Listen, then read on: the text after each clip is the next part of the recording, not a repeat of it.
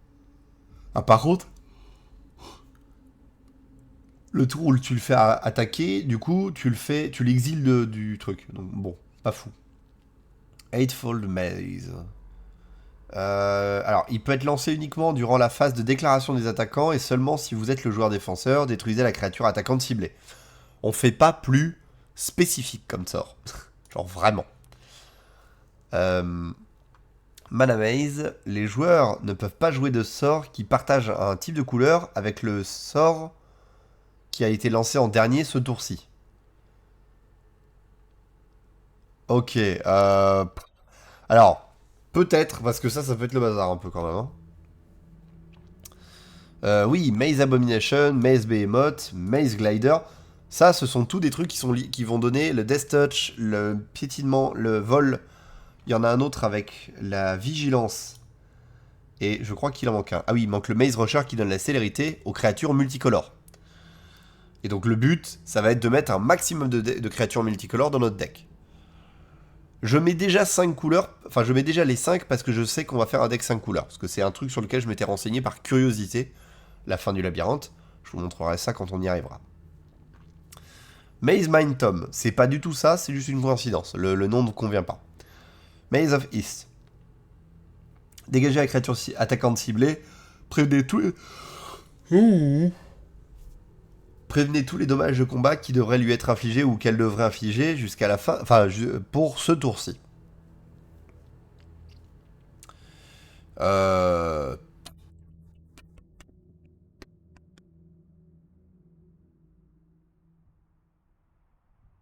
Eh, pourquoi pas. Labyrinthe des ombres. Ajoutez un. Dégagez la créature attaquante ciblée avec la distorsion. Prévenez tous les dommages de combat qui devraient infliger. Ah, ok. Donc ça, c'est une carte spécifiquement quand on affronte du distorsion. C'est peut-être pas hyper adapté. Fin du labyrinthe. Le voilà. La fin du labyrinthe arrive sur le champ de bataille engagé. Puis, on peut l'engager pour générer un de mana. Pour 3 engagés, renvoyer la fin du labyrinthe dans la main de son propriétaire. Cherchez dans votre bibliothèque une carte de porte. Mettez-la sur le champ de bataille, puis mélangez votre bibliothèque. Si vous contrôlez 10 portes ou plus avec des noms différents, vous gagnez la partie. Donc notre but ici, ça va être de gagner au Maze End, systématiquement. Donc, 4 exemplaires. Parce que du coup, oui, on va faire un 60 cartes, si on peut. Alors, je dis ça, mais en vrai, on va plutôt en mettre une pour l'instant, parce que ça, on peut avoir des surprises. Ensuite, on a la Maze Skull Bomb. Vous faire un starter un peu rigolo, pourquoi pas. Ça, c'est spécifique au deck toxique, donc ça va pas nous concerner. Miglo's Maze Crusher, techniquement, il est dans la thématique et il est autonome. Donc on peut se poser la question de le mettre potentiellement, ça peut être intéressant. De plus, comme il est multicolore, il va déclencher Maze Rusher. Enfin, les différents Maze Rusher, Glider et autres. Ajouter un mana incolore pour 4 engagés. Exiler la créature attaquante ciblée qu'un opposant contrôle. Elle revient au début de la prochaine étape de fin, envoyée sur champ de bataille sous contrôle de son propriétaire. Et bah c'est une version chère et pas folle des autres terrains qui font ça. Mais qui font pas d'exil. Ça, c'est juste du terrain multicolore, il faut avoir des plaines et des îles. Bof. Root Maze, ça fait que les artefacts et les terrains arrivent en jeu engagés. Ça, on va le prendre parce que ça peut être très rigolo. Pour freiner les adversaires, notamment. Lui, on l'a mis dans le deck Minotaur, on n'en a pas besoin ici. Lui, on n'en a pas l'utilité ici. Ah oui, non, non, ça, c'est du spoil. J'ai failli la lire. J'ai failli la lire. D'ailleurs, on a oublié nos... On a oublié nos trucs habituels, hein. On a oublié de mettre les filtres. Donc, maintenant, on va aller chercher toutes les portes. Parce que le principe, jusque-là, c'est de jouer des portes. Puisque la fin du labyrinthe nécessite des portes pour fonctionner. Et il nous faut 10 portes avec des noms différents. Alors, je pourrais mettre les portes des différentes guildes. C'est une réalité. Le truc, c'est que les portes des différentes guildes, elles font pas grand-chose à ce niveau-là. Donc on va plutôt préférer des portes comme celle, par exemple, de Baldur, qui dit pour 2 engagés, ajoutez X mana de n'importe quelle couleur, ou X est le nombre de portes que vous contrôlez. Ce qui est quand même vachement fun. Lui, la créature ciblée gagne plus X jusqu'à la fin du tour, où X est le nombre de portes que vous contrôlez. Ça fait sens. Lui, ça permet de faire du noir et autre chose, plutôt que simplement 2 couleurs. Lui, c'est blanc et autre chose, rouge et autre chose. Ça permet de générer la couleur de notre choix, faut juste payer 1 quand il arrive. Ça, il génère n'importe quel mana d'une couleur qu'une porte que je contrôle peut produire. Et en plus, il fait que mes portes arrivent sur le champ de bataille dégagées. Donc, pratique.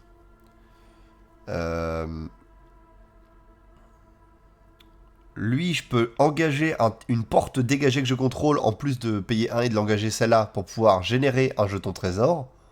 C'est pas fou, mais ça marche. Lui, c'est la version verte. Lui, c'est la version bleue. Et le Tran est du type de terrain basique de mon choix quand il arrive. Ah, mais il faut payer un point de vie à chaque fois que tu veux l'activer. C'est un peu chiant, ça. On a combien de terrains, déjà? On est à 13. Alors, étant donné qu'on a 1, 2, 3 qui sont pas des portes, ça veut dire qu'on a déjà 10 portes, en vrai. Donc en soi, déjà, rien que comme ça, on est plus censé avoir besoin de plus de portes que ça. Fondamentalement. Fondamentalement, on n'a pas besoin de plus de portes que ça. Vous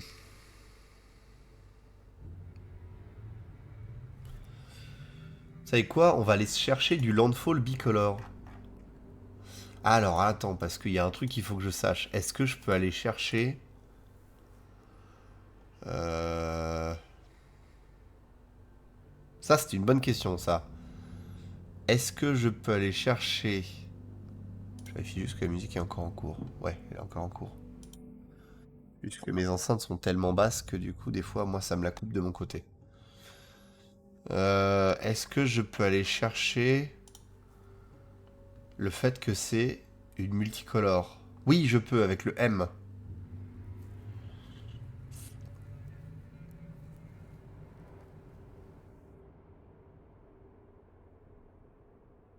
Ok. Donc si je dis... Landfall... C'est M. Ouais, parfait. Donc, on va mettre tout ce qui est de plus horrible. Donc, Aizy qui nous fait piocher. Bruche Fire Elemental, il s'auto-boost. Grove Rumbler, il s'auto-boost. Maja, elle booste tout le monde. Et quand un terrain sur champ de bataille sous mon contrôle, je génère un jeton. Après, c'est des jetons blancs, c'est pas des multicolores, c'est dommage. Toi, tu grossis en fonction des terrains que je pose. Et en dégageant un terrain ciblé que je contrôle, je peux faire en sorte qu'il devienne une créature élémentale 3-3.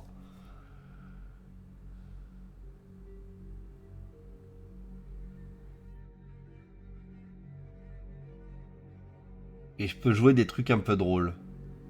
Bof. En vrai, bof. Pourquoi pas, mais elle est pas folle. On va la mettre en sideboard. Obun. Ah oui, alors Obun qui est le roi des decks Landfall, hein, souvent. Au début du combat, pendant votre tour, jusqu'à un terrain ciblé que vous contrôlez devient une créature élémentale X, enfin 10-10, enfin XX avec le piétinement et la célérité, où X est la force de Obun. C'est toujours un terrain. Sachant que quand on pose un terrain sur champ de bataille sous notre contrôle, on met un marqueur +1/+1 sur la créature ciblée, souvent sur Obun. Omnat. Quand il entre sur champ de bataille, on pioche. À chaque fois qu'un terrain entre sur champ de bataille, je gagne 4 points de vie. Je gagne 4 points de vie si c'est la première fois que ça arrive. Si c'est la deuxième, je génère un mana de chaque couleur de Omnat. Si c'est la troisième, Omnat inflige 4 à chaque opposant et à chaque Planeswalker que je ne contrôle pas. C'est débile. Omnat Locus de Rage va nous générer des élémentaux rouge et vert 5-5 à chaque fois qu'un terrain arrive. Donc ça, ce seront potentiellement des multicolores, donc c'est bien. Quand lui ou un autre élémental que vous contrôlez meurt, Omnat inflige 3 à n'importe quelle cible. Donc il a même un dernier coup de semonce, c'est rigolo. Lui, quand il entre sur le champ de bataille, il inflige un nombre de dommages à n'importe quelle cible égal au nombre d'élémentals que je contrôle. Quand un terrain entre sur le champ de bataille sous mon contrôle, je mets un marqueur +1/+1 sur l'élémental ciblé que je contrôle. Si je contrôle 8 terrains ou plus, piochez une carte. C'est rigolo. Lui, quand il entre sur le champ de bataille, on crée une plante 0-1 pour chaque terrain basique que je contrôle. Aïe. Quand un terrain entre sur le champ de bataille sous mon contrôle, je mets 4 marqueurs +1/+1 sur la plante ciblée que je contrôle. Ça, c'est moins sûr déjà, du coup. Strider, Ranger of the North. Quand un terrain entre sur le champ de bataille sous contrôle, la créature ciblée gagne +1/+1 jusqu'à la fin du tour. Si elle a une force de 4 ou plus. Enfin, puis, si sa force est de 4 ou plus, elle gagne l'initiative jusqu'à la fin du tour. Pourquoi pas. Tatiova, quand un terrain entre sur le champ de bataille sous mon contrôle, je gagne un point de vie, je pioche une carte. Oui. En plus, Aesi nous permet de jouer plus de terrain. Ça, c'est plutôt fun.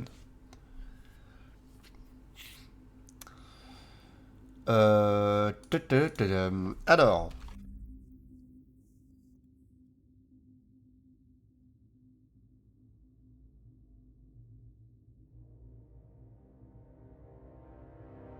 Maintenant, des trucs qui parlent de terrain, mais qui parlent pas de. Mais qui parlent pas de landfall. Alors, sachant qu'il faut que j'enlève évidemment tout ce qui parle de non-terrain. Parce que les permanents non-terrain, ça c'est quand même une formulation qui est très récurrente chez Magic.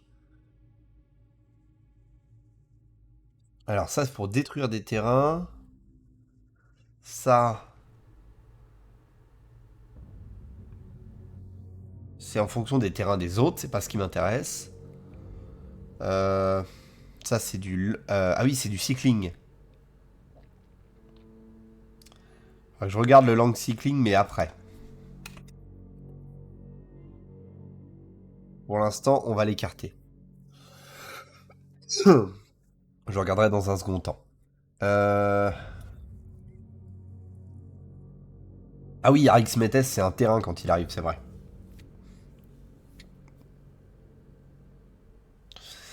En vrai, bof. Sacrifier un terrain, détruisez le terrain ciblé, non. Ça va aller chercher, ok.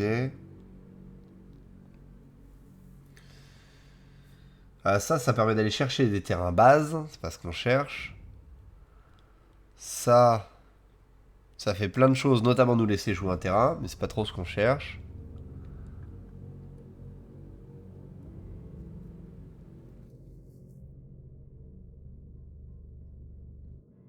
Ça nous permet de jouer des terrains qui sont en exil lorsqu'on cascade, mais du coup, il faut mettre de la cascade, donc c'est chiant.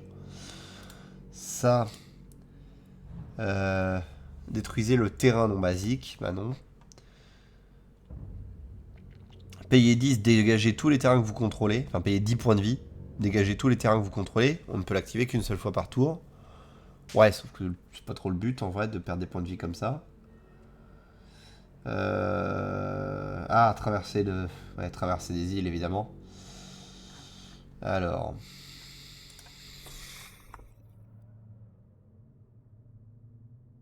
Comme ça, hein, on va l'avoir en force, mais.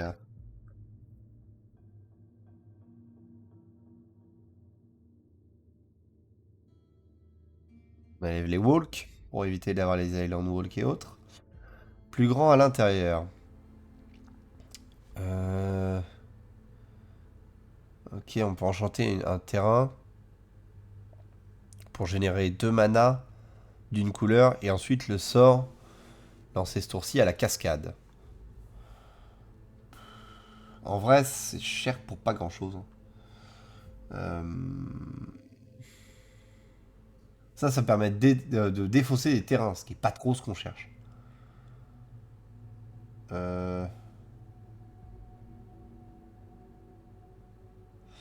Lui, alors il permet théoriquement d'aller chercher les terrains, mais il va me faire défausser tout le reste, ce qui est pas trop le but, en vérité.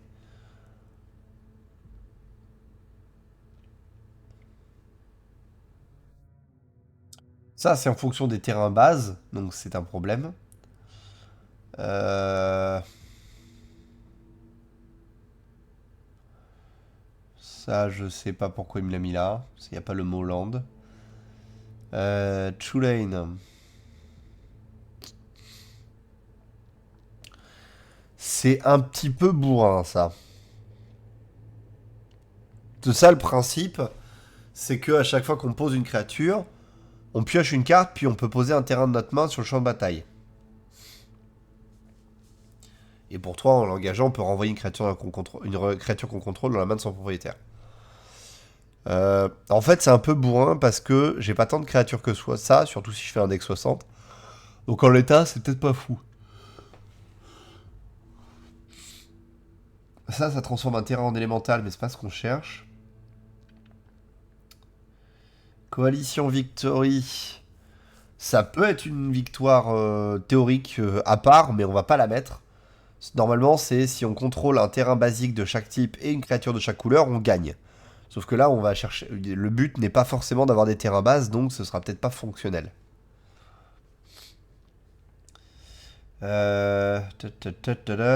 Coiling Oracle, ça par contre, oui. Quand il arrive sur champ de bataille, on révèle la première carte de la bibliothèque. Si c'est un terrain, on la met sur champ de bataille, dégagé. Et sinon, on la met dans la main. Donc c'est pratique. Ça empêche juste l'utilisation d'une carte, aucun rapport. Tac, tac, tac. Oui, c'est révélé jusqu'à ce que tu révèles un terrain, donc on s'en fout.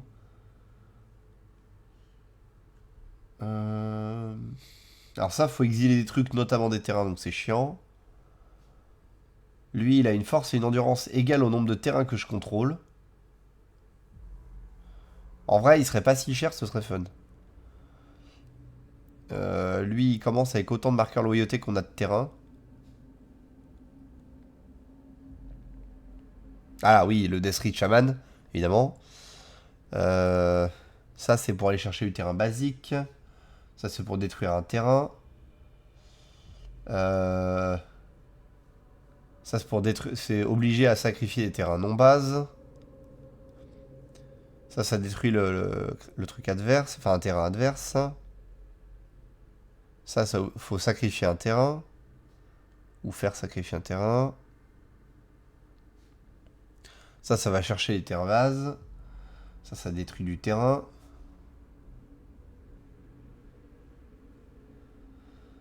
Euh, Ça, c'est pas intéressant. Euh, Euh,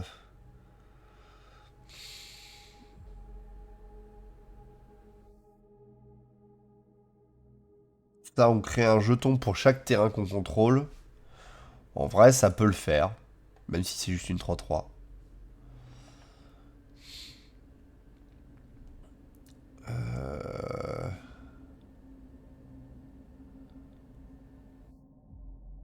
Ok, ouais, non. Lui, il a un coup d'entretien, c'est chiant. Euh, ça exile le dessus de la bibliothèque pour le jouer, mais c'est pas trop ce qu'on cherche. Ça permet de jouer un terrain supplémentaire au passage ce tour-ci, mais on s'en fout. Ça, on peut piocher deux et poser un terrain depuis la main. C'est pratique. Euh, Ça, c'est quand des terrains entrent sur le champ de bataille depuis l'exil. C'est pas ce qu'on cherche. Ça parle de terrain base, ça aussi. Ça oblige l'adversaire à sacrifier les terrains. Ça détruit du terrain. Ça détruit du terrain. Euh, Ça détruit du terrain. Ça, faut que l'anome tente, donc c'est toute une mécanique à part. Ça enchante du terrain pour le transformer en grosse bestiole. Euh, Ça c'est uniquement si j'ai défaussé du terrain, donc c'est pas trop l'intérêt. Ça, c'est pour donner de la génération tricolore de mana à un terrain.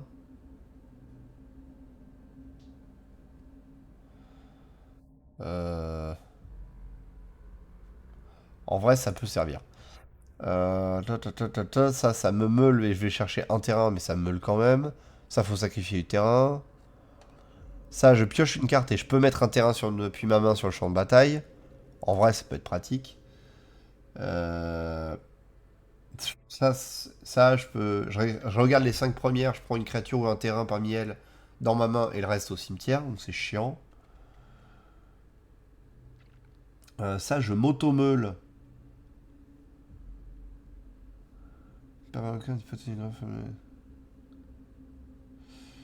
Alors oui, techniquement, lui, il me permet de me meuler, mais ce que je meule avec Grand Knock, enfin, ce que je meule de manière générale est exilé avec un marqueur coassement, et je peux jouer les terrains et les sorts qui ont un marqueur coassement en exil.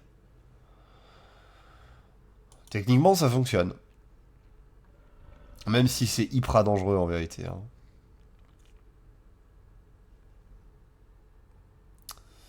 Ground Assault. Ça peut mettre une petite gifle, ça peut être rigolo.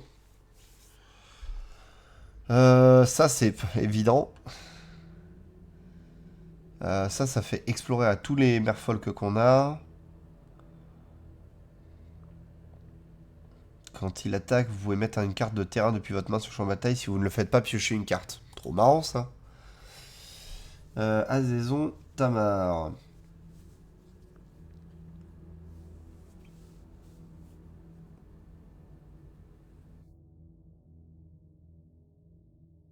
Alors, Azezon Tamar, il arrive en même temps qu'une quantité phénoménale de jetons guerriers des sables tricolores, donc multicolores, donc affectés par les bonus. Donc, je ne peux pas. Enfin, c'est difficile pour moi de le mettre de côté, même s'il coûte 6. Non, 7 en plus. Hydroforme. Ça transforme un terrain en élémental vol. Euh, L'invasion d'Ergamon. Fait quoi déjà?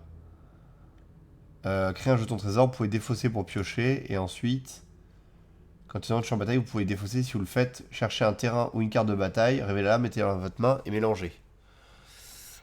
En vrai, ça me fait un... Déjà, ça me fait une créature multi-color, et en plus, ça me fait un cherche-terrain non-base, ce qui est plutôt appréciable. L'invasion de Lorwyn. Détruisez la créature non elle ciblée qu'un opposant contrôle avec une force de X ou moins, où X est le nombre de terrains que vous contrôlez. C'est trop cher pour ce que c'est. Et ensuite, sa force et son endurance sont égales au nombre de terrains que vous contrôlez. Ah ouais, mais c'est drôle. Ah ouais, mais c'est très drôle. C'est très très drôle. L'invasion de Phyrexia. Quand elle entre sur le champ de bataille, regarde 3, puis révélez la première carte de votre bibliothèque. Si c'est un terrain ou une carte double face, piochez une carte. C'est rigolo ça. Les autres permanents transformés que vous contrôlez ont le piétinement et la parade 2. Bon, ça concerne pas grand monde pour l'instant, mais c'est marrant quand même. Puis ça fait toujours un 4-4 parade de piétinement. Jean-Raël, Voice of Zalfir. Au début du combat pendant votre tour, jusqu'à un terrain ciblé que vous contrôlez devient un oiseau vert et bleu. Quand une créature terrain que vous contrôlez inflige dommage de combat à un joueur, piochez une carte. J'en suis pas hyper fan. Pardon. Les bâillements sont de retour. J'en suis pas hyper fan. Il y a des decks terrain créature qui ont souvent des Nissa à leur tête, ce qui marche très bien. Mais là, ça va pas tellement être notre but en fait.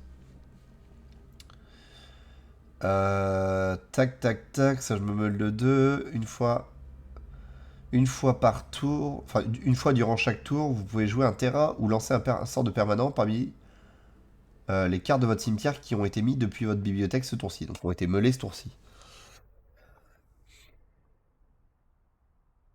Un peu trop spécifique, en vrai. Euh, Quand il entre en bataille, piochez une carte pour chaque autre permanent que vous contrôlez qui a un coût converti mana de 3 ou plus. Oui, on s'en fout. Alors, ça, je peux dégager une créature et un terrain. Je peux aller tuto la première carte de mon bibliothèque. Enfin, les 4 premières. Ouais, non, c'est pas hyper pertinent. Ça pourrait l'être, mais c'est pas hyper pertinent. Ça c'est pareil, c'est fun. Il n'y a que le -1 qui est réellement dans notre mécanique. Le reste, en vrai, c'est fun, mais sans plus. Clotis. Ça, on exile les cartes depuis le cimetière, donc on s'en débarrasse, donc ça pose problème. Knight of the Reliquary. Ça va dépendre de nombre de terrains dans mon cimetière, donc non, c'est pas le but. Kotosé. Euh...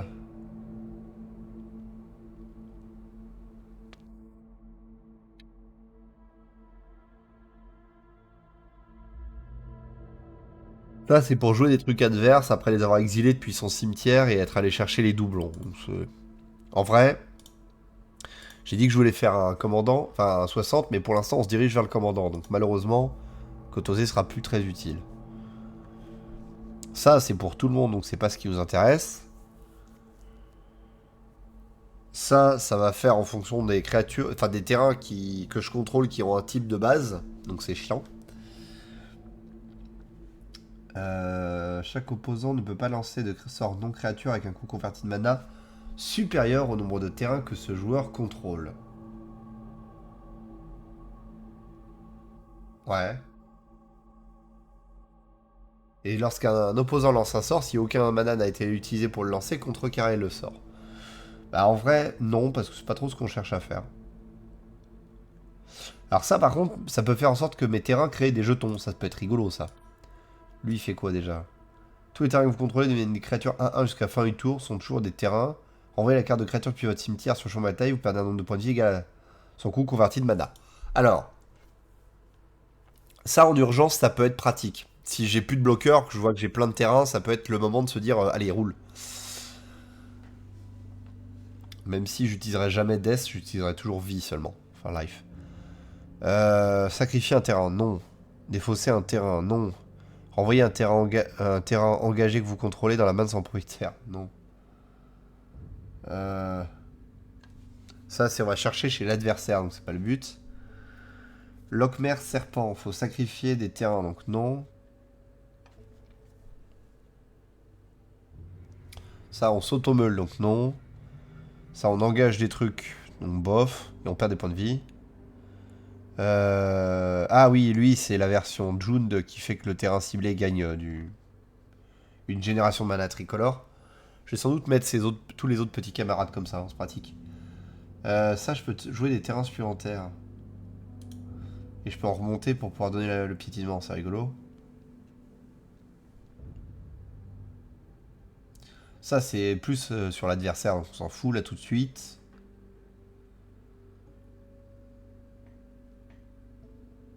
Ça, on s'en fout. Ça, on va en avoir besoin, évidemment. Parce que là, le but, ça va être de générer plein de mana pour s'accélérer à fond. Ça, c'est révélé jusqu'à ce qu'on révèle les terrains. Ça...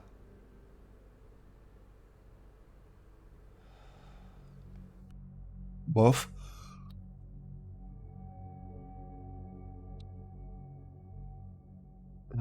Ça, c'est pour les îles, spécifiquement, donc on s'en fout. Ça, c'est pour empêcher l'adversaire de jouer des trucs. Mais ça couvre pas tout, donc on s'en fout. Muldrota va être importante puisqu'elle nous permet de lancer des sorts depuis le cimetière. Murasa Rootgrazer. Ça me permet de jouer des terrains bases depuis la main, mais c'est pas le but, du coup. Naël. Ça, c'est les terrains bases. Alors, attendez. C'est en train de me rendre fou un peu cette histoire. Je me rends compte qu'il y en a quand même beaucoup. C'est un peu con de ma part, en plus j'aurais pu l'anticiper. On enlève tout ce qui est tout ce qui parle de terrain base. J'aurais pu anticiper ce problème un minimum, c'est ma faute. Voilà. Muldrota, naturelle émergence. Terrains que vous contrôlez sont des 2-2 avec l'initiative, ce sont toujours des terrains. Ah, ça c'est rigolo ça par contre. 2-2, donc c'est pas fragile. C'est avec l'initiative, donc ça me permet potentiellement de m'en sortir face à un deck jeton. Là, on a de la vraie value là.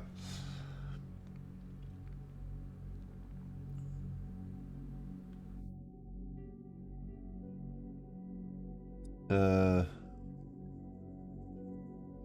Alors, Nikia of the Old Way, elle est marrante parce qu'elle permet de faire que les terrains génèrent un mana de plus, mais ça veut dire que je dois jouer que des créatures tant qu'elle est là.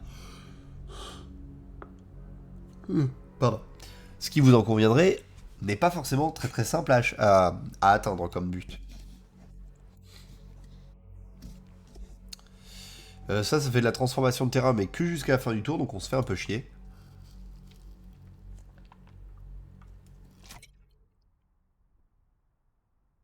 Ça renvoie un terrain dans la main de son propriétaire, on s'en fout. Ça, c'est de l'éphémère ou du rituel. Ça détruit des terrains. Ça a aucun rapport. Sa force et son endurance sont égales au nombre de terrains qu'on contrôle. Ça, c'est fun.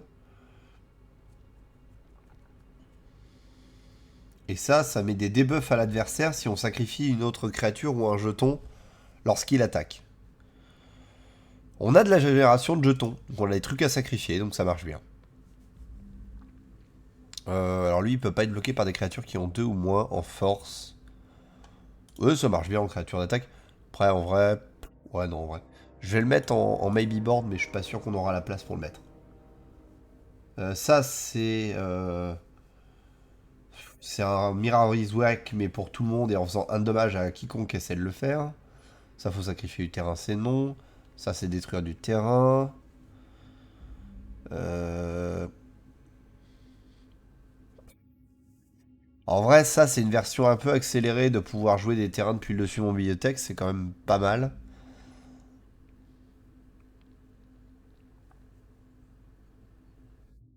Ça, le concept est drôle, mais si mon araignée... Mon araignée... Ma grenouille est pas dans le coin pour jouer depuis l'exil, en fait, ça trigger pas. Donc, c'est pas très pertinent. Détruisez un terrain, détruisez un terrain. Dégagez toutes les créatures et terrains que vous contrôlez durant chaque phase de dégagement des autres joueurs. Oui. Et je peux lancer les cartes de créatures comme si elles avaient le flash. Oui. Ça c'est pour emmerder les autres. Ça c'est l'éphémère rituel.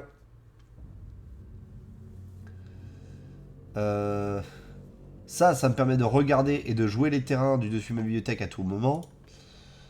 Ça c'est l'autre générateur de mana.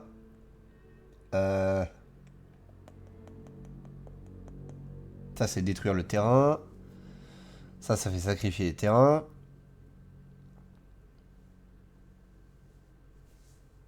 Ça retire tous les terrains du jeu quand il arrive. Non.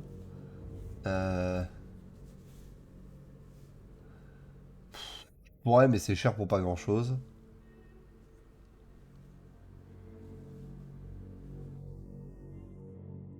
Ça, c'est une annexe de Nord en plus vicieux. Ça, bof.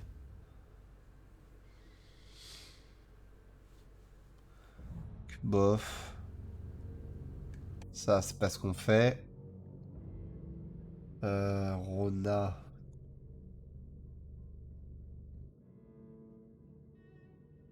Les terrains ne sont que accessoires. Lui, sa force et son endurance sont égales au nombre de terrains. Euh, Ça, c'est le nombre de terrains dans le cimetière, c'est pas ce qu'on cherche.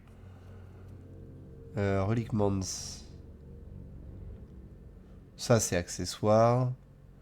Ça, on crée une Power Stone à chaque fois qu'on pose un terrain et en plus, c'est une grosse bestiole. Même si c'est un peu paradoxal parce que techniquement, c'est elle est déjà très chère.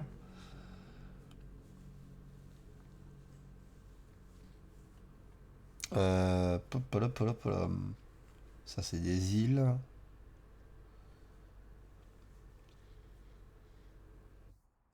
Ça, c'est pour jouer la main de l'adversaire.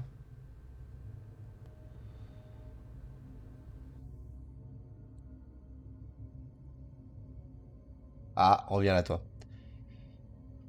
Ça permet de jouer un terrain légendaire uniquement supplémentaire. Enfin non, ça fait que quand on joue un terrain légendaire, on peut piocher une carte et perdre un point de vie. Et c'est uniquement les créatures légendaires que je contrôle qu'on la menace. Bref, c'est du légendaire, légendaire, légendaire. Lui, il pique les affaires des... Enfin, il pique les effets des terrains des adversaires. Lui, c'est de la génération de mana.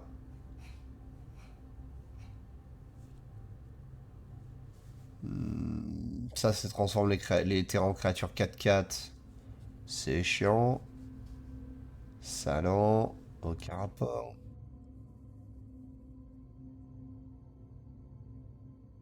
Ça, on le fait qu'une fois, donc c'est pas trop pertinent. Euh... ça peut être marrant, ça, par contre. Puis ça nous fait une 3/3, ce qui est toujours sympa.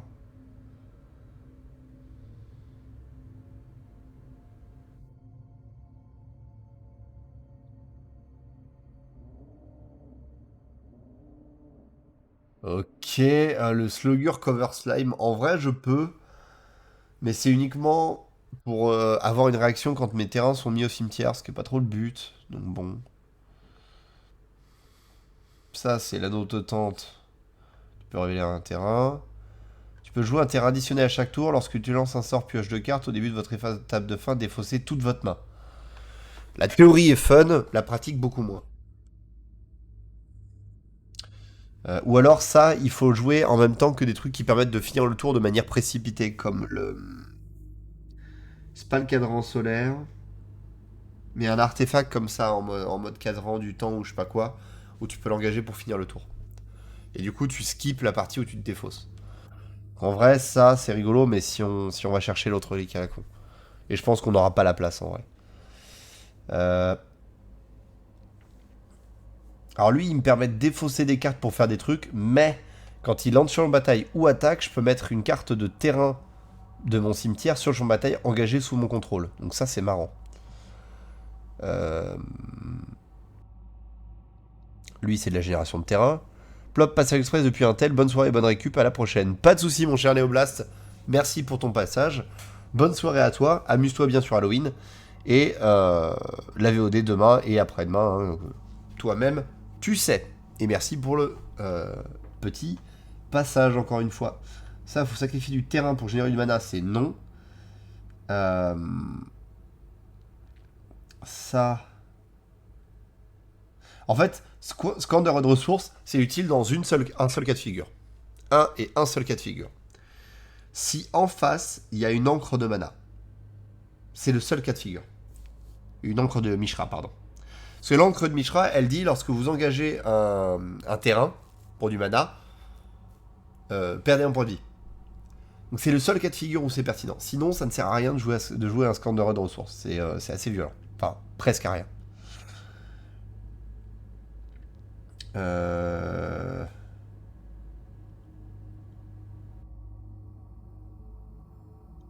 Oui, mais c'est autre que terrain, donc on s'en fout.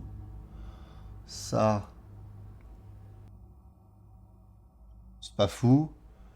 Ça, les créatures terrain que vous contrôlez, on le vole. Donc typiquement, si vous voulez jouer créature terrain, Tatiova est là pour vous.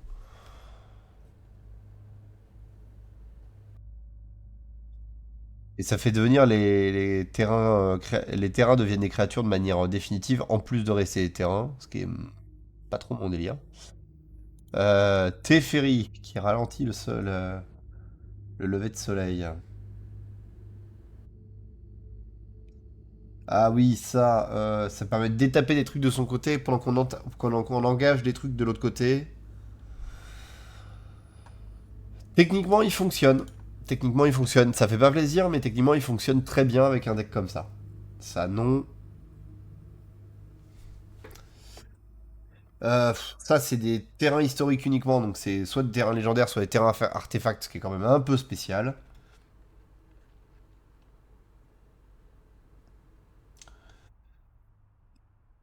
Bof. Euh,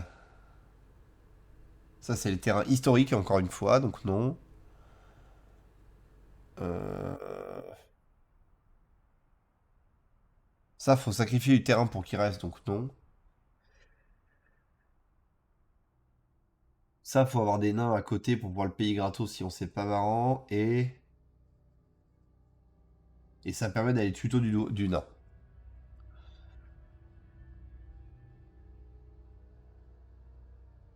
Ça, c'est uniquement si je lance des terrains depuis ailleurs que ma main, ce qui est un peu spécifique.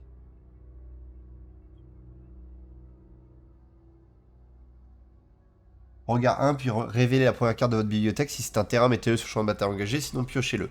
Enfin, sinon je piochez une carte. Ça, oui. Thorsten.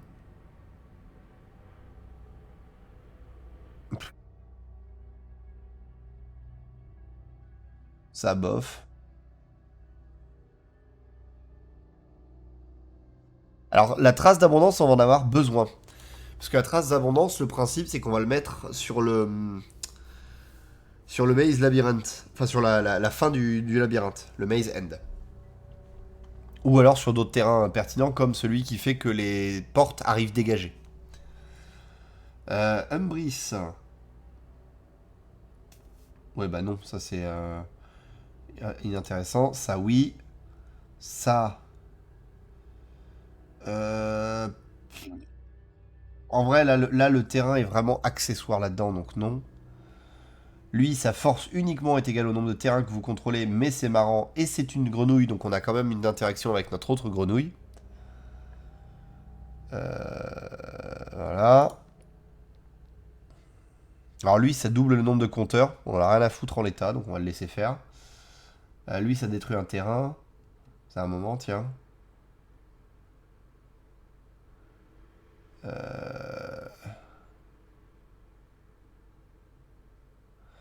Ça, le Wellspring, c'est globalement, je perds le contrôle du terrain en question à chaque fin de tour et j'en regagne le contrôle au début de chaque tour.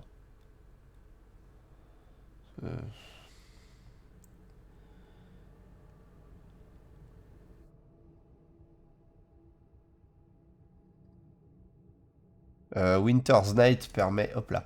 Winter's Night permet de produire un mana supplémentaire du type qu'il est censé produire, mais du coup il se dégage pas après, donc c'est chiant. Euh, ça transforme les forêts en créatures. Ça crée plein de terrains. Ça crée plein de jetons en fonction de mes terrains. Ça détruit. Ça détruit. Ça, ouais, bof. Ça renvoie. Euh...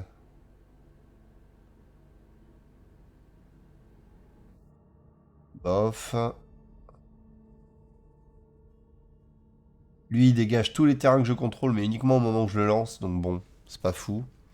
Lui, sa force est égale au nombre de terrains que je contrôle. Et c'est un élémental, donc il fait réagir des trucs. Ça double le mana généré, mais pour tout le monde. Donc c'est Mirari's Work, mais pour tout le monde, donc c'est pas fou. Euh,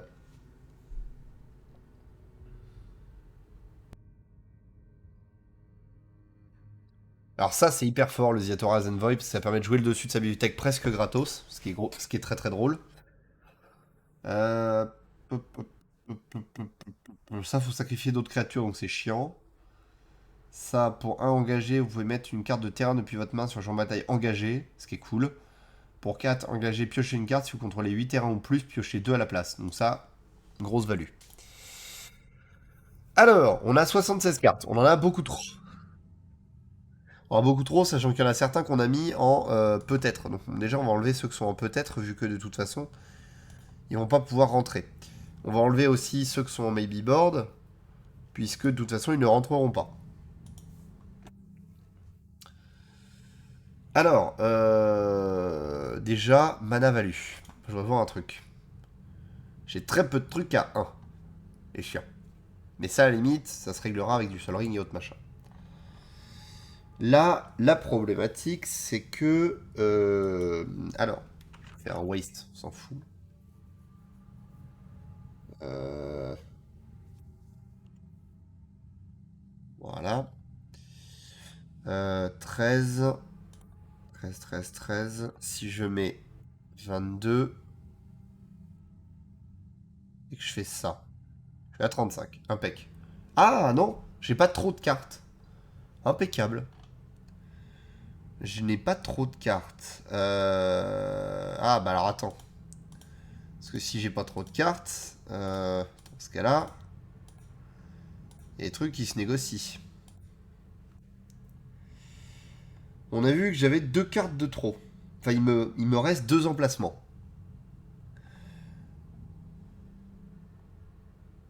En vrai... Alors, il n'y aura pas de terrain basique, en vrai. C'est pas la peine, je virer ça. Ça, c'est pas trop envie.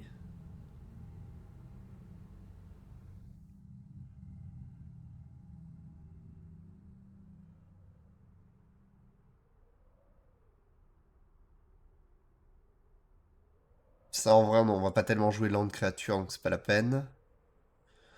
Can't play spell that share a color with a spell last played this turn. En vrai, le problème, c'est que le mana maze va plus m'emmerder moi que les autres, vu que je joue multicolore. Tiens, d'ailleurs, question.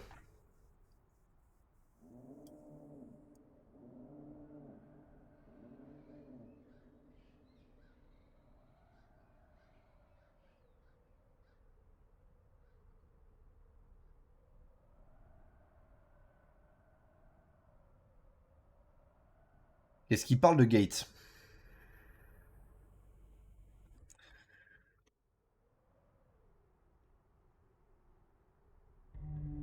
Alors, ça c'est dans son nom. Lui.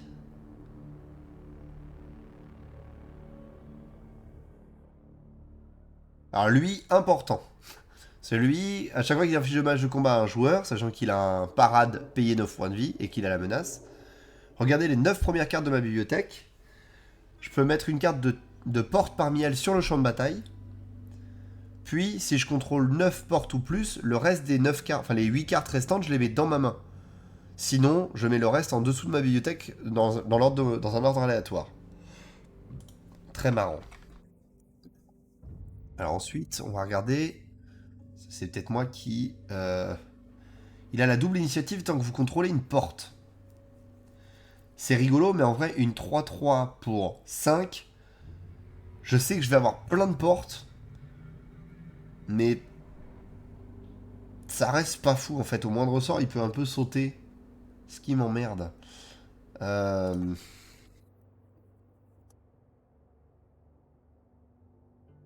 Alors non. Euh... Ça c'est Investigate, donc non.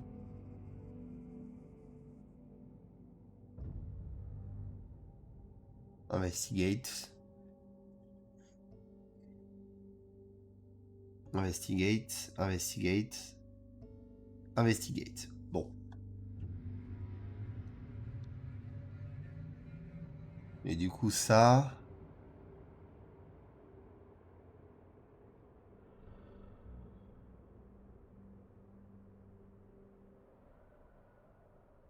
Alors.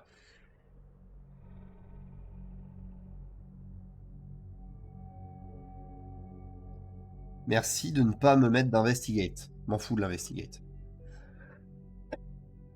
Merci. Donc il n'y a que le Battlegate Mimic. Bon. Bah du coup, comme il me reste une place, je peux mettre le garnison sergent en vrai.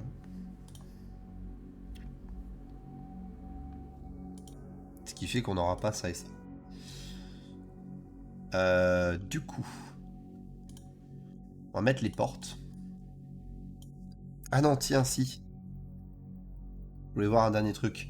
Qu'est-ce qui parle de multicolore? Ah bah voilà. Voilà, voilà. Tant que vous contrôlez un autre permanent multicolore, il gagne plus 1 et l'initiative. Ok. Quand vous lancez un sort éphémère ou rituel de multicolore, c'est pas ce que je cherche. Tant que vous contrôlez un autre permanent multicolore, il gagne plus 1 et le vol. En plus, ils sont pas chers à lancer. Hein. Les sorts multicolores que vous contrôlez ont la convocation. Je me disais bien que j'avais loupé un truc que j'avais déjà vu ailleurs. Quand vous lancez un sort multicolore, créez un golem 4-4. Putain, oui. Va falloir faire du ménage.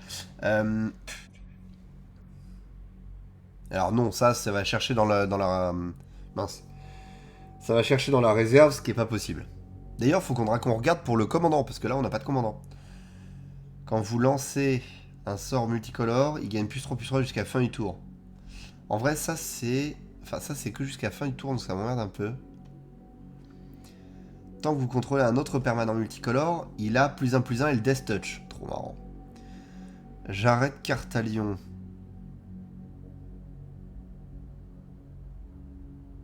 Alors ça, c'est quand tu joues spécifiquement 5 couleurs, donc c'est pas ce qu'on cherche.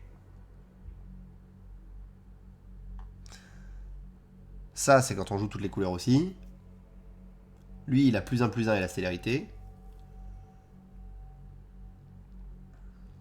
Chaque autre créature multicolore que je contrôle gagne +1/+1 pour chacune de ses couleurs. Oui. Elle gagne +1/+1 et le Shroud. Oui. Renvoyez le permanent multicolore ciblé avec une valeur de mana de 3 ou moins depuis votre cimetière sous champ de bataille engagé. Contrecarrez un sort. Détruisez la créature ou Planeswalker ciblée avec une valeur de 3 ou moins. Ouais. Beaucoup de trucs très marrants. Hein. Bon, ça par contre, c'est détruisez, donc c'est plutôt l'inverse. Renvoyez la carte multicolore ciblée depuis votre cimetière dans la main. Oui. Les autres créatures multicolores que vous contrôlez gagnent +1/+0 quand une autre créature multicolore que vous contrôlez meurt. Renvoyez-la sur le champ dans la main de son propriétaire au début de votre prochaine étape de fin. Drôle. Ça, c'est quoi? Ça, on peut aller tuto du multicolore. Et faire X saprobionte en fonction des cas. C'est rigolo, ça. J'adore.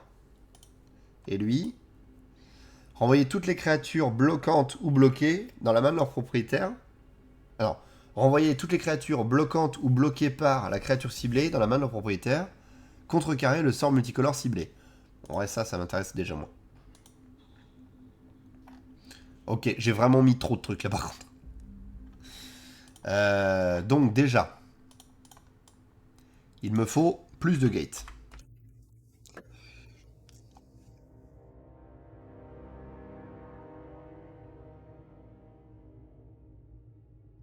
On va mettre toutes les bicolores. Remarque, non. Attends. On va vérifier un truc avant ça. Parce qu'en fait, il y a quelque chose que j'ai remarqué. Le dos droit. Il y a quelque chose que j'ai remarqué, c'est qu'en vrai, je n'ai que 5 portes qui sont colorées. Ce qui veut dire que en fait, je peux largement essayer de faire un deck qui n'est pas pentacolore. Ça peut être envisageable. La question, c'est niveau couleur, quelle est la couleur la plus proche, la plus présente? Le noir a pas grand chose. C'est intéressant ça. Qu'est-ce qu'on a qui est noir ou plus?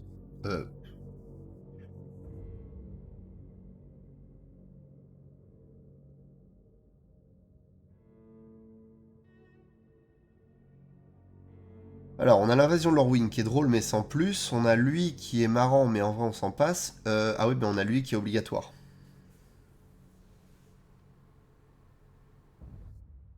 On a Muldrota qui est presque obligatoire, donc c'est chiant. On a lui qui en vrai est pas si obligatoire, lui pas si obligatoire, lui pas si obligatoire. Lui qui est quand même pas mal obligatoire. Lui qui est quand même pas mal aussi.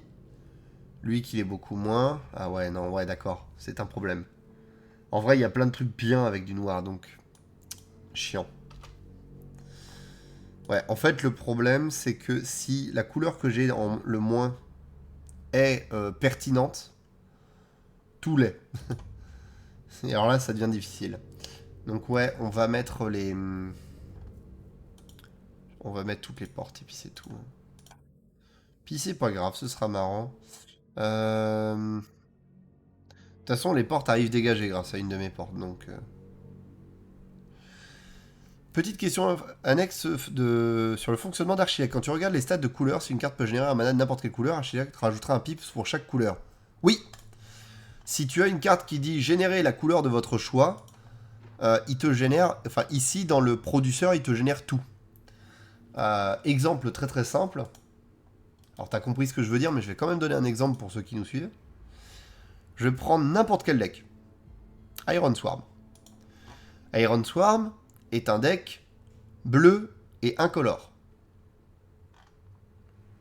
Concrètement. Donc normalement, il ne génère que du bleu. Si j'ai dans les stats. Ah. Ok, bon, c'est une exception. J'ai pas mis de générateur de mana multicolore. Évidemment. Du sang pour la sorcière de sang. Est-ce que j'ai mis une tour de commandement là-dedans? Non. Alors, il me faut un deck avec une command tower pour pouvoir montrer ça. Légion de fer maudite. C'est un tricolore, voilà, c'est un tricolore bant, donc vert, blanc, bleu. Donc normalement, je génère ni rouge, ni noir. Mais j'ai une command tower qui peut faire les deux.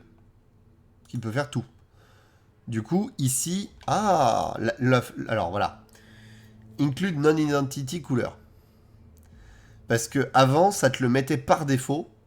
Maintenant, l'option marche. Parce que pendant un temps, elle a pas marché cette info. Cette case à cocher. J'avais fait un deck bicolore Azorius et quand j'ai vu que je générais aussi du noir, du rouge et du vert, j'ai bugué. Bah en fait c'est ça. C'est juste les non-identity couleurs. N'hésite pas à retourner sur ton deck parce que le truc a dû être amélioré récemment.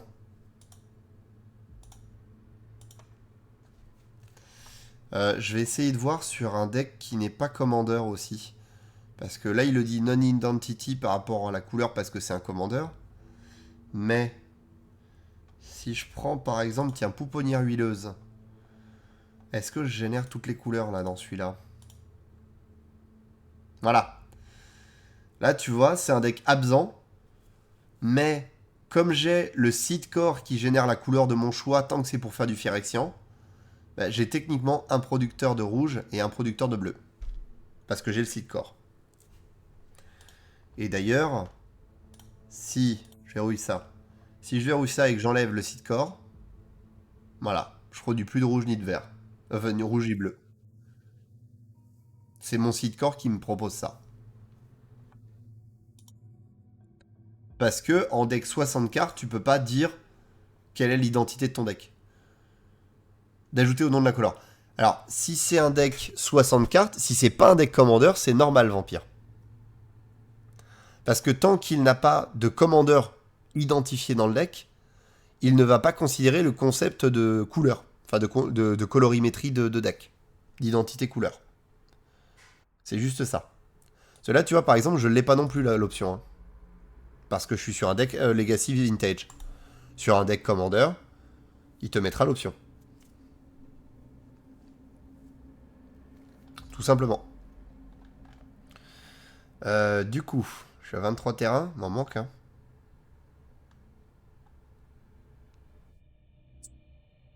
Ah oui, effectivement. Voilà. C'est bon à savoir, merci. Pas de soucis, mon cher. Je suis déjà à 100 alors que j'ai pas encore assez de terrain.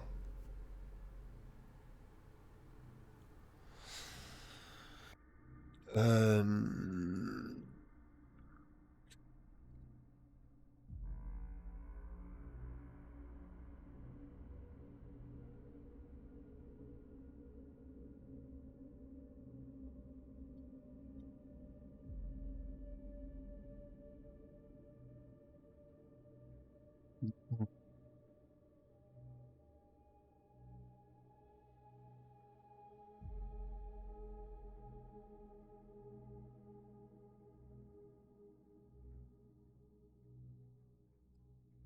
Alors déjà, le labyrinthe Guardian, est-ce qu'on le garde? En vrai, le problème, c'est que lui, dès qu'il devient la cible d'un sort, on le sacrifie. C'est un peu chiant. L'esprit du labyrinthe. Il oblige la partie à se passer calmement, tant qu'on ne le détruit pas. Donc ça peut aider. Assez tôt dans la partie, ça permet de calmer le jeu, ce qui est, en vrai, très intéressant. Euh... Champion du labyrinthe. J'ai pas de sort qui va le cibler, donc je vais pas pouvoir l'utiliser correctement. Quand il bloque une créature, cette créature ne se dégage pas pendant l'étape de son contrôleur. Ça par contre c'est très drôle. Ensuite on a les sentinelles, recherche, glider, behemoth, abomination. Et c'est tout, d'accord. Ouais mais du coup j'ai mis toutes les portes. Donc...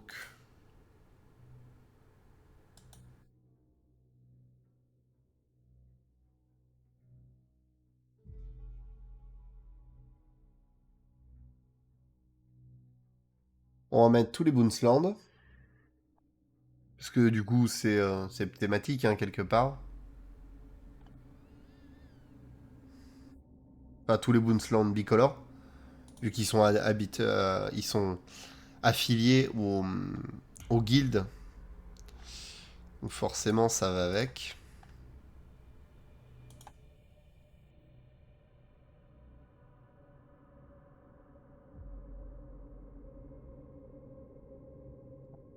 Un bon moyen de tous les avoir d'ailleurs, c'est de faire ça.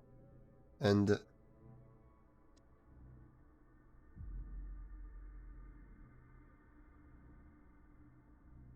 voilà.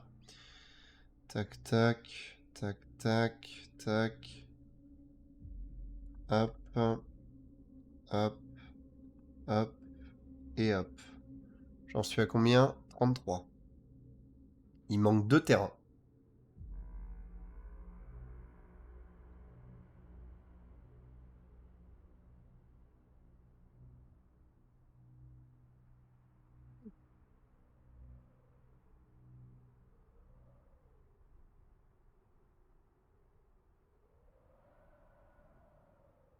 Les terrains qui font du cherche-terrain.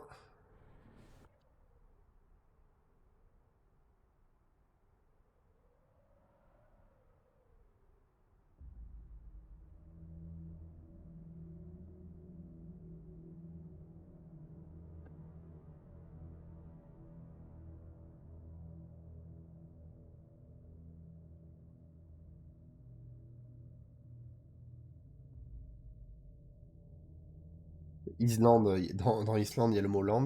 C'est chiant. Ça, c'est en son nom.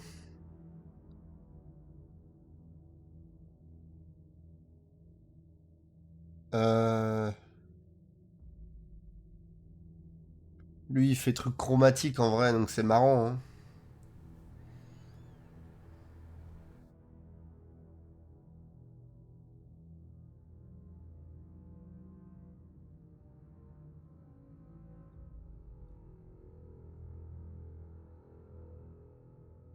Alors lui, on va récupérer son ruling pour faire un truc.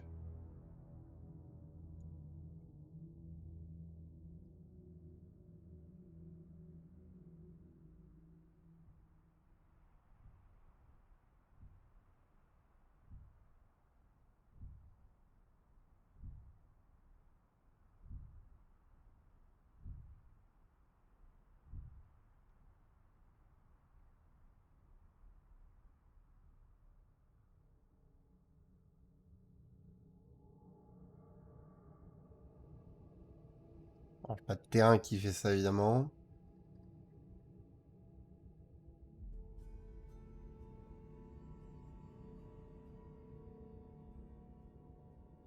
Si je le fais pas correctement, forcément, il me sort pas de résultat. On a 7 cartes en tout qui font ça, c'est pas mal ça. Alors, on a Vren qui le fait. On a le Joiner Adept qui le fait. On a le Mystic Skull. Le Mystic Skull qui peut être pas mal aussi.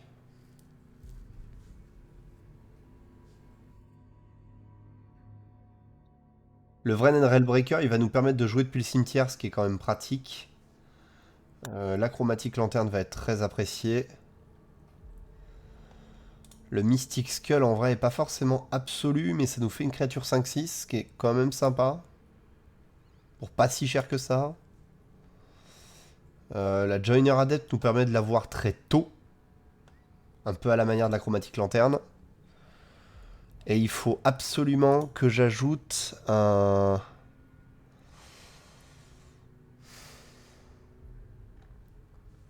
Creuset. World Crucible. Non, c'est Crucible of World. Voilà.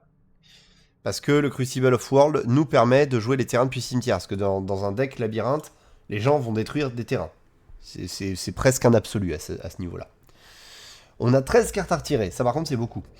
Euh, ça, c'est vraiment beaucoup. Déjà, on peut retirer... Ah, remarque, les générateurs de mana. Est-ce qu'on les génère pire? En vrai, eux, ils sont très pratiques et ils nous font des créatures. Après, ils coûtent un cul à poser. Pas le problème. Les Omnats, ils vont réagir entre eux, c'est pratique. Ça va être très pratique aussi. Ça nous permet de jouer plus vite. En vrai, la Sarins, bon, c'est marrant, mais au final, c'est un peu lent. Ça risque d'être un peu lent malheureusement. Ça, ouais. Ça c'est pareil, ça nous aide. Avancer. Azy, malheureusement il arrivera trop tard. Elle, même si elle arrive tard, c'est quand même vachement pratique. Oui, pratique. Ça booste les multicolores. Lui, il arrive pratique. Il arrive en plus avec un jeton citoyen, c'est toujours marrant. Lui, il me permet de détaper, c'est hyper pratique. En vrai, Maja. Ouais, c'est bien Maja. Garnison sergent. Euh, Au final, maintenant, j'ai pas que des portes. On a Oscillator Envoy. Il me reste quoi? 8 créatures à virer. Vache. Ça, je peux pas. Ça me permet vite d'atteindre quelque chose d'un peu puissant, donc non. Ça, c'est que jusqu'à la fin du tour, donc ça m'emmerde. Ça, c'est pratique. Ça, c'est très pratique, en vrai.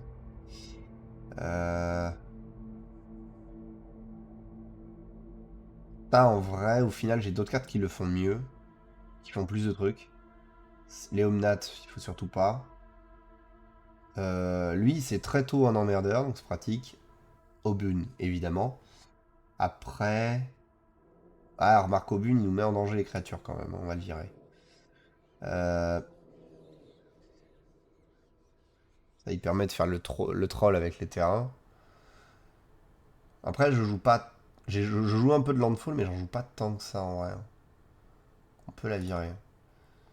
Ensuite, au labyrinthe Minotaur, il en faut encore 4 à virer. Ça, faut que je garde. Ça, en vrai, j'en utilise pas la plupart, donc c'est fou. Lui, c'est que jusqu'à la fin du tour. Ouais. Lui, c'est une solution alternative marrante.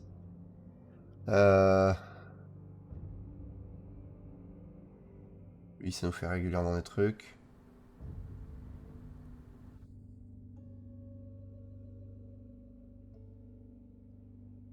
Ok.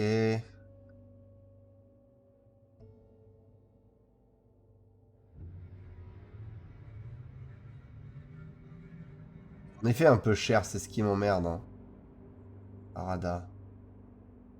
Et elle permet de jouer des terrains depuis le suivant bibliothèque, donc ça m'accélère conséquemment. Euh, lui en vrai. Lui en vrai, pas dingue, hein. Pas dingue, pas dingue. Allez, ça va virer. C'est dommage parce il a un nom dans la thématique, mais il est malheureusement pas assez pertinent sur plein de points, donc.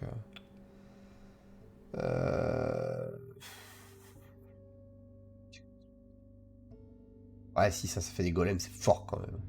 Très très fort. Ça, la convocation, c'est improbable. Enfin, c'est genre complètement incroyable. Parce que ça va me permettre vraiment de jouer mon deck, pas gratuit, mais presque, potentiellement. Surtout avec l'autre qui me permet de dégager pendant le tour des adversaires. Et de jouer en flash. Ça, je peux jouer en flash aussi.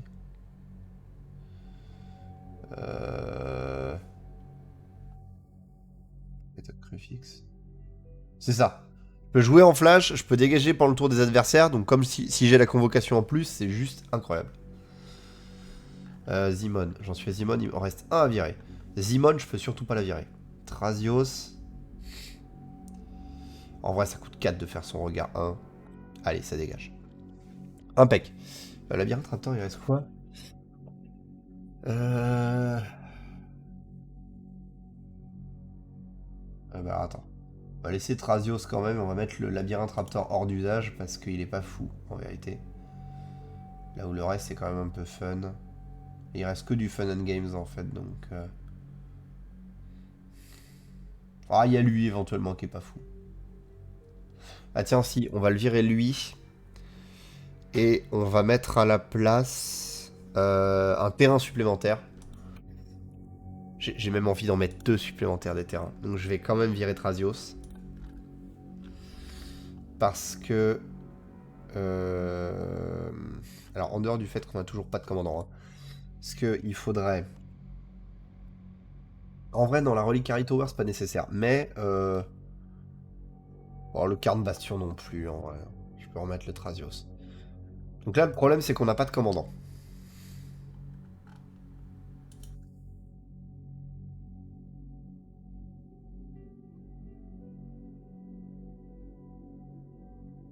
Et Faladji Wayfarer peut pas être mon commandant. Alors, qu'est-ce qu'on a?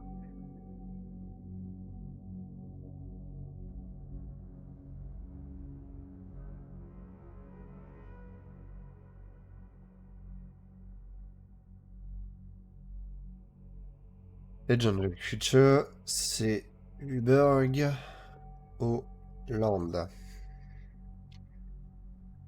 Alors, lui il détruit tout. Bah, c'est pas ce qu'on cherche. Lui c'est que du légendaire.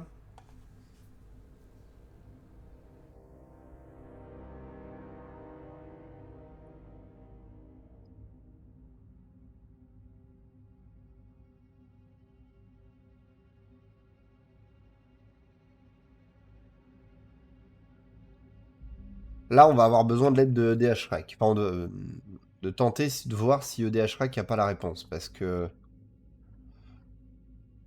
Alors, land deck. En 5 color. Qui est-ce qui est utilisé? Omnat. Alors, c'est vrai qu'Omnat a le bon goût déjà de nous conserver le mana non perdu. Et en plus d'être un élémental, donc de réagir avec, avec les autres Omnat. Ce qui est fun. Shale of Alaran, non. Théoden, qui est en fait un Kenrith modifié, non. Je pourrais mettre un Ezika. Mais j'ai combien de créatures légendaires là-dedans?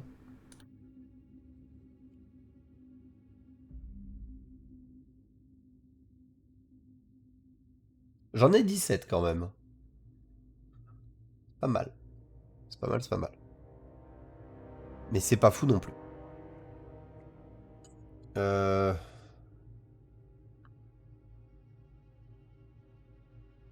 Bof bof. Oui, Golos qui a été ban. Nifmizet Reborn.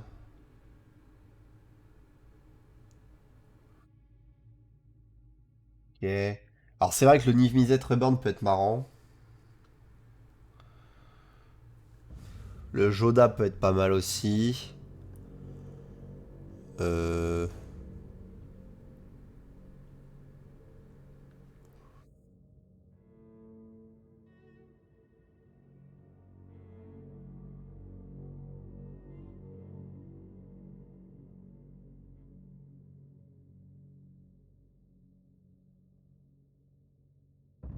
Ah, mais attends, je peux Jenson Cartalion. Il est dans le deck. Non, je crois que je l'avais pas mis. Non, je l'avais pas mis. Donc je peux pas en fait. Parce que je ne l'ai pas mis. Euh...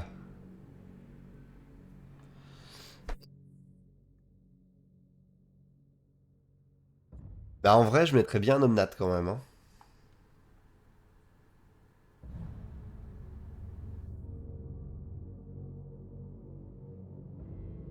En plus, il fait tuto, ce qui est marrant. Donc on va se mettre un Omnat locus de tout. Hein. D'ailleurs, en parlant d'Omnat, je crois qu'il y en a que j'ai pas mis dedans. Alors, toi, est-ce que je peux te mettre tout de suite commandant du deck? Non. Si je fais ça, je peux pas.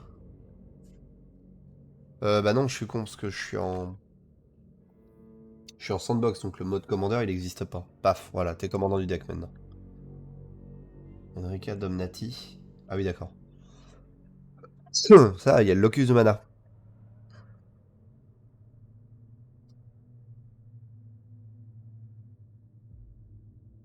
Bon, ça, à la limite, on peut s'en passer, en vrai. On peut s'en passer, surtout si on a le locus de tout. Voilà. Et bah, ça nous fait un deck à 100 cartes. Il y a 288 balles. Ouais, c'est un peu le problème. Euh, Mais c'est pas grave. C'est pas grave. Ça marche bien. Ça marche bien. Voilà, bon bah du coup, ça donne à peu près ça.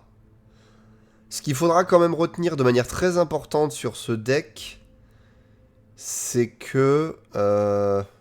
c'est laquelle? C'est la Gongate. Voilà. Quand vous allez chercher un terrain, allez chercher absolument la Gate, parce que elle permet que les autres portes arrivent dégagées. Ce qui est mieux. Je crois même qu'il y a un artefact qui fait ça de manière marrante.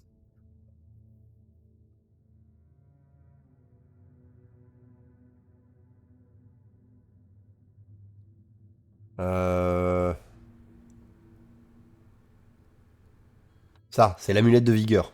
Bah tiens, ça nous fera un starter de plus. Comme ça, on vire le Thrasios qui est pas fou. Voilà, vendu. L'amulette de vigueur que j'ai mis aussi, elle dit que quand un permanent entre sur champ de bataille engagé sous mon contrôle, je le dégage. Voilà. Comme ça, rien n'arrivera normalement jamais engagé sur votre champ de bataille. Ce qui est plutôt une bonne nouvelle. Et plutôt pratique sur plein d'aspects. Comme en plus, avec le Maze Rusher, quasiment tout à la célérité, on s'amuse. Voilà. Le deck est équilibré avec le fiac. Soyons clairs.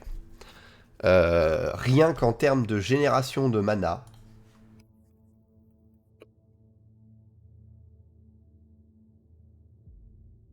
je suis même pas sûr d'avoir les 10 nécessaires pour le... Ah, alors, techniquement, j'ai ces 5... Alors, j'ai les 5 là qui sont mis à part sur la partie basse. Donc le Rakish Reveler, Spara, Educator, donc lui et les autres là en dessous.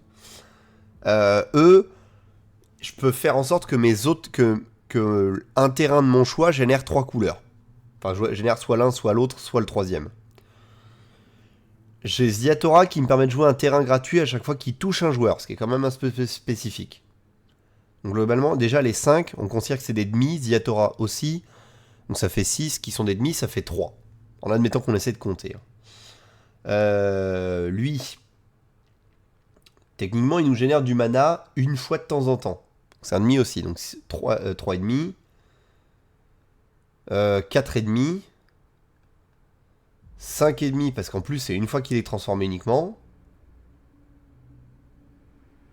Attends, du coup. 3,5. Je sais pas compter. 3,5. 4. 4,5. 5,5 avec la chromatique lanterne. Parce que elle, pour le coup, très efficace.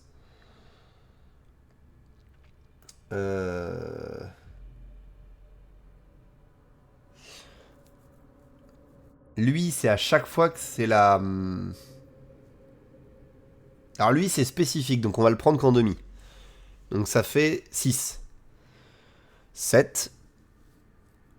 Alors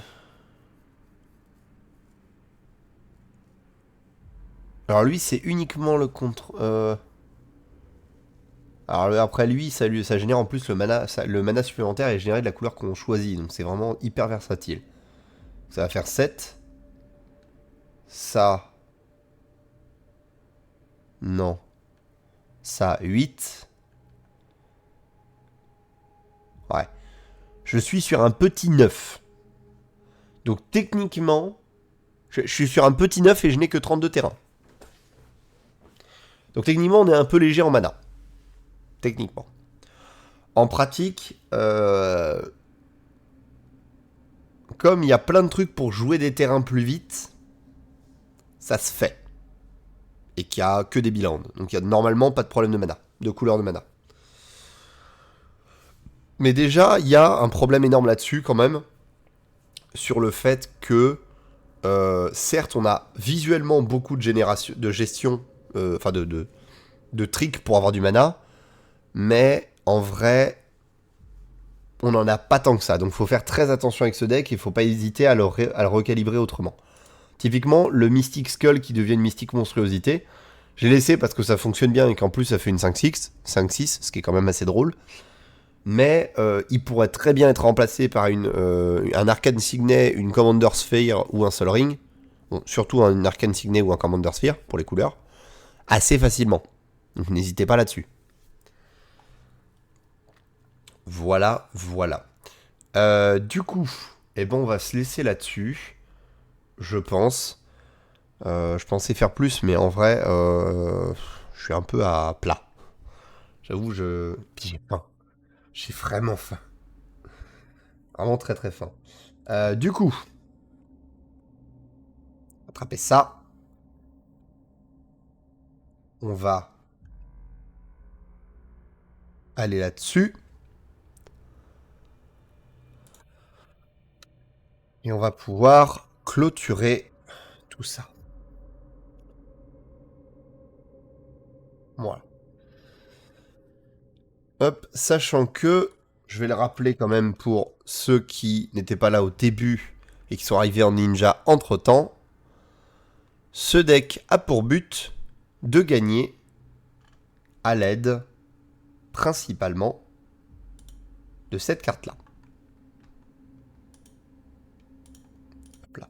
Supprimer message. Supprimer. Tac. Uploader. Voilà. Cette carte-là, qui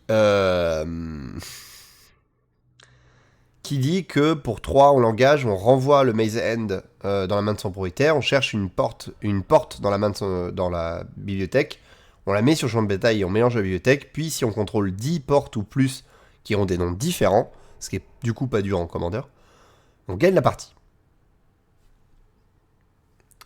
Le but étant du coup d'avoir comment de ne pas avoir Maze End en dernier. Sinon ça ne marche pas. Je sais pas ce qui se passe si tu essaies de le claquer alors que t'as plus de porte dans ton. Je sais pas s'il le reste trigger en vrai. Bah tiens, on va vérifier ça. Parce que en vrai, c'est très intéressant ça. Je viens de tilter. Qu'est-ce qui se passe si tu le claques alors que t'as plus de porte? Si t'as plus aucune porte dans ton deck? Passe quoi?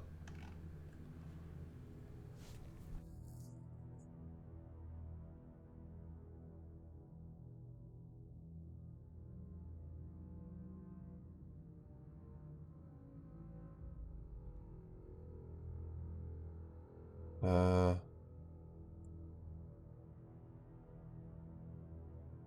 Quand la dernière capacité de Maze and Revolt se résout, vous cherchez une porte et la mettez dans le champ de bataille avant de checker si vous avez gagné la game.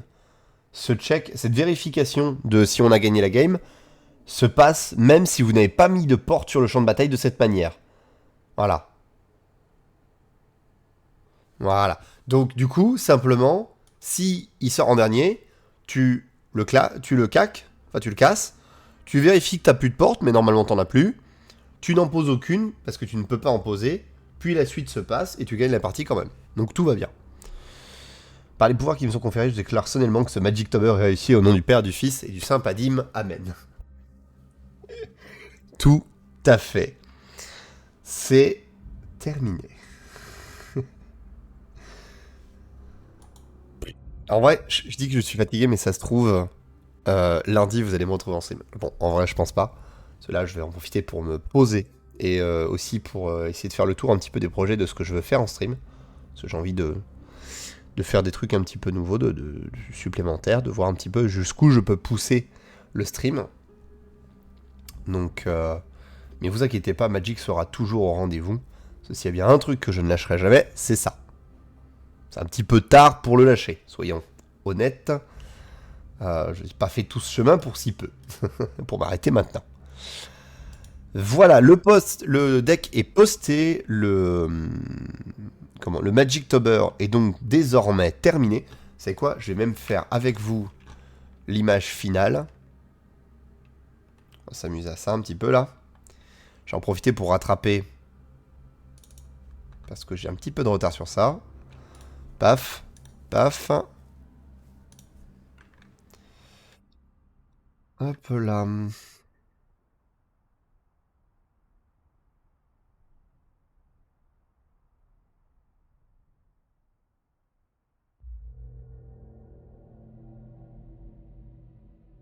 Hein. C'est long.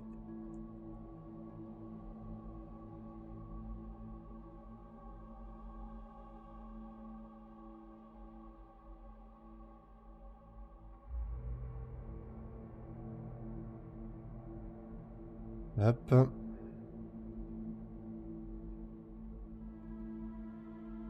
Et voilà.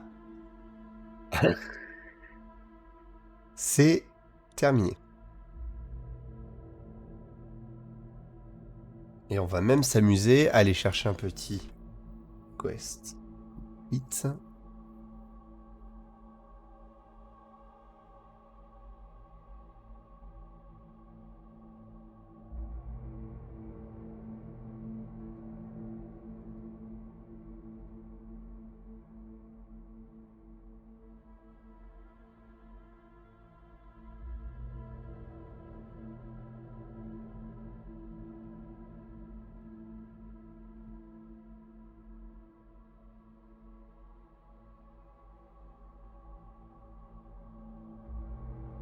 Copier l'image.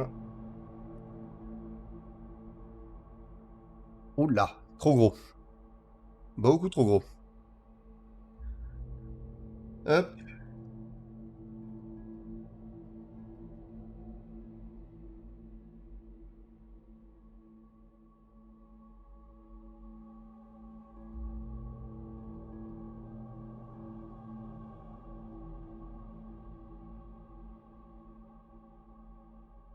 À l'échelle.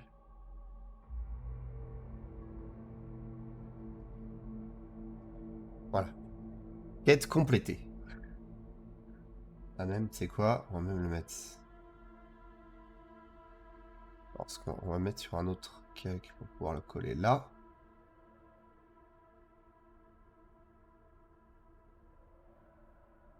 Et on va le tourner un peu. Paf. Parce qu'un tampon, c'est jamais fait droit. C'est la règle. Je suis curieux d'un truc. Si j'inverse les couleurs de ce tampon, il est beaucoup plus lisible.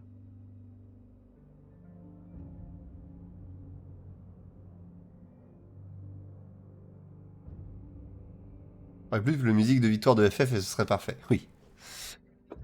Même si je vais être très honnête, si un jour il y a une musique de victoire façon FF sur ce live, ce sera plutôt celle de la musique de complétion des quêtes de MH. En vrai, je pourrais faire ça. Que celle de FF, étant donné que je n'accroche pas du tout à Final Fantasy. Voilà. C'est pas mon délire. Deal with it. Tac, tac. Et on va pouvoir faire Magic Toberita. Remplacer.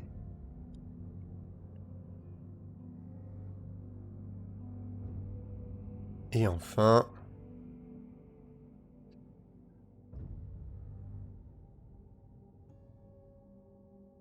Oh. C'est fait. Voilà.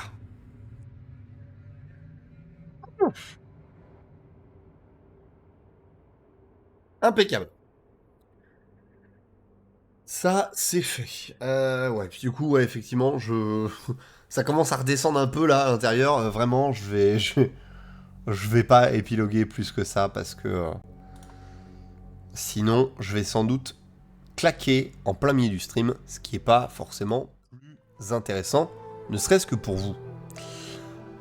Du coup, on va se checker si on n'a pas du monde en live. Déjà sur Magic, par logique. Alors. Est-ce qu'on a du gens sur... Oh. Ah, on a de la vraie partie là. On a The Morgan FR qui est en train de faire une vraie partie. Bon, on va dire bonjour. Ou bonsoir.